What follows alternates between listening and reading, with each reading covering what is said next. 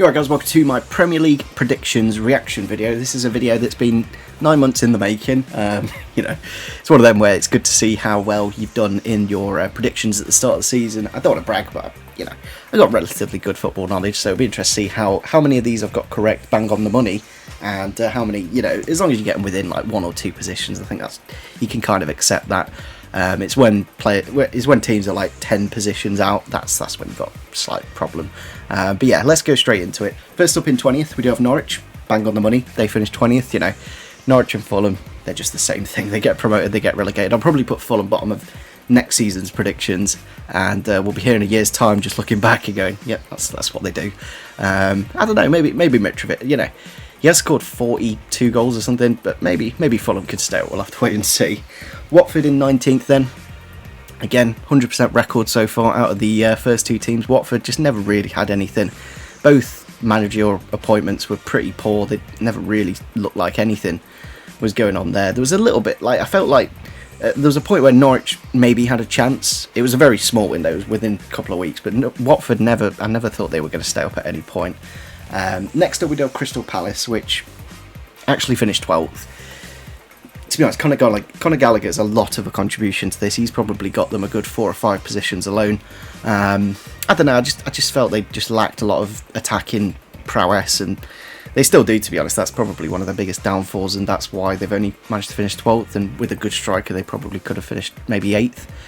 In 17th then, we do have Burnley, who finished 18th, so there's 1 position out. I can't really, 1 position, I think the difference between what I predicted and where they actually finished is probably sacking Sean Dyche, If they got an actual manager in when they sacked Sean Dyche, they might have stayed up, or if they kept Sean Dyche, they might have stayed up. It's all hypothetical now, of course, but yeah, to get within 1 position is pretty good indeed. If you guys haven't already, make sure you do go down into the description and download the OneFootball app. It is absolutely free, doesn't cost you anything, and it is the best way to keep up to date with all the football news. Of course, the season is over now. We have found out that Real Madrid are the best team in Europe, and Nottingham Forest have been promoted to the Premier League, so not a great day for me as a Derby fan, but we're in League One, can't really it's not great.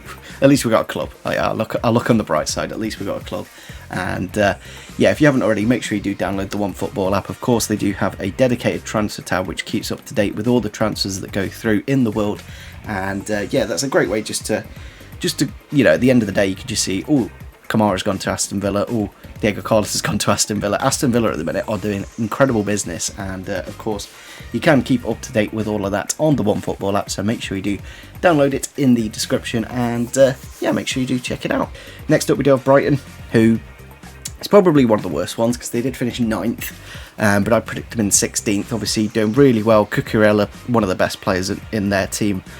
Graham Potter, just a great manager, and not much else to say. They did rather well. In 15th we do have another team, bang on the money. It is Southampton, so we've got 3 now, 3 out of whatever 5. That's pretty good. 3 out of 6, that is. Yeah, Southampton finishing 15th. They have lost a lot. It'd be interesting to see if Ward-Prowse and Redmond stay there as well, and whether they get some money in the summer. They used to be top 10 team, but now they've kind of fallen down to mid-table to fighting for relegation, but that's just how competitive the Premier League is now. In 14th we do have Newcastle, who did finish 11th, so to be honest, when I did this prediction, they weren't the richest team in the world, and you think about that investment that they spent in January. I think without that investment they probably would have finished 14th, if that makes sense. They spent 30 million on Bruno Guimaraes, 25 on Chris Wood, 15 on Trippier. They're really good players. That probably would have pushed them into the top 10 for me. But yeah, 14th is not bad at all. In 13th, another team bang on the money. We have got Brentford. I just knew. You look at the champion. When you're a Championship fan, you go up to the Premier League. Brentford are the best team out of Watford, Norwich, and Brentford. They're the best team in terms of even a club aspect. They know how to recruit players. Getting Eriksen in January, that's probably got them a few places up in the table. So yeah, really good first season for Brentford. I'm interested to see what they can do now that they've secured Premier League survival. In 12th then, we do have Wolves, who finished 10th, 2 positions, I think that's fair. I think I underestimated Bruno Lage, to be honest. I think he's done a lot better than I thought. They did fall off a little bit at the end of the season. There was a point where they maybe could have got top 7, but then dropped back down to 10th, so 12th, 10th is about the same. In 11th we do have Leeds, who finished 17th, so I think it's kind of funny that I thought Leeds were going to finish higher than they thought they were, but yeah, I think sacking Bielsa, I still don't quite understand it, because that Jesse Marsh, whatever his name is, the American, I'm not been convinced that he's a manager that's going to be there for more than 12 months. I wouldn't be surprised if he's gone within the first 3 or 4 months of the next season, but we'll have to wait and see, of course. In 10th we do have Arsenal, who did finish 5th. The thing is with Arsenal, it's such a construction process with Arteta. Maybe I was being a bit harsh going 10th. Maybe I should have gone 8th or 7th or something for my prediction, but then they finished 5th. So yeah, I think if they got Champions League this year, that would have been a massive overachievement, but I think 5th is probably about right in the end.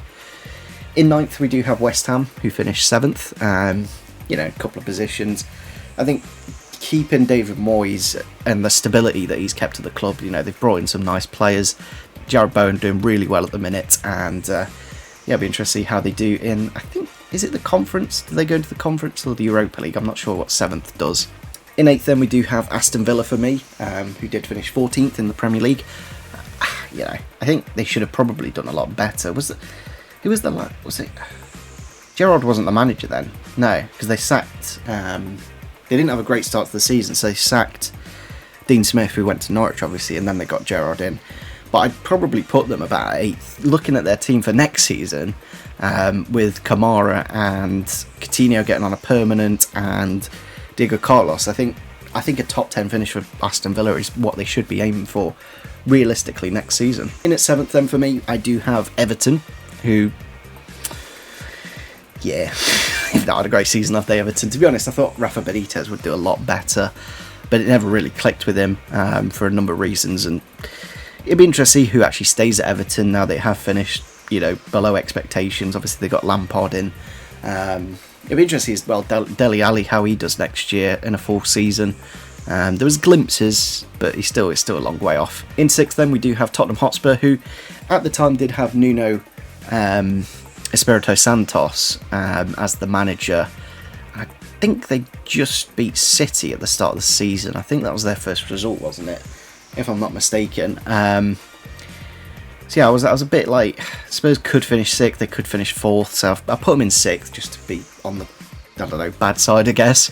But yeah, with Conte, I'd have put them in top 4. Conte is a manager that will get you Champions League football as a minimum, and probably get you a couple of trophies. So next season is going to be incredible with Antonio Conte in the Tottenham job, with maybe 100 million or 200 million to spend. In 5th then we do have Leicester City, who did end the season quite well, but they only finished in 8th, so slightly overestimated. Obviously they did well in the previous season before this prediction, and I thought they'd just develop a bit more. I like Brendan Rodgers, he's a good clever manager.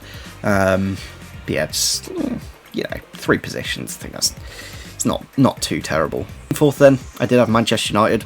Cristiano Ronaldo coming back. I don't know if Cristiano Ronaldo at the club at that point. Surely he would have. Yeah, he must have been at the club, Ronaldo. But I just thought there was too many issues with United. I didn't believe in Ollie as a manager. I didn't think they had the midfield to do the job, really. They still don't have the midfield at the minute. And 4th for them, finished 6th. Quite surprised they did actually manage to finish 6th, to be honest. I think they've done well to finish where they did in the end. And then in 3rd, we do have another team bang on the money. It is Chelsea. So what does that put me on for bang on the money teams? That's 1, 2, 3, 4, 5. 5 out of 15 is not bad. And I think Chelsea, it's going to be interesting to see with the new owners what they do, and obviously there's a lot of players leaving the club this summer. There's Rudiger, Azpilicueta, Marcos Alonso, maybe Lukaku. We'll have to wait and see. But yeah, Chelsea's an interesting one. They're always going to be finishing top 4. Thomas Tuchel's a good manager, but I just didn't fancy them for finishing in the title race. Then for the final 2, we did have Manchester City in 2nd and Liverpool as the winners, which I can't really complain. It was 1 point between the 2 teams. My argument for Liverpool winning it was that they've got players such as Van Dijk coming, because obviously the previous season Van Dijk was injured for a lot of time, but they had him coming back, and that had been the difference. And City didn't have a striker, but didn't really make a difference. But yeah, now City have got Haaland. I just don't see how they can't win the Premier League next season. I'm kind of already looking at next season. But yeah, 5 out of 15, and then, you know, I think the only major ones that I got wrong were probably Everton, Villa, and Leeds. So there's only 3 teams that I got badly wrong, and then the rest were within 2 or 3 positions. So yeah, hopefully you guys did enjoy this quick little reaction video to my Premier League prediction. Let me know in the comments who you had as your Premier League predictions, and whether you got yours right or not. And yeah, I'll catch you all next time.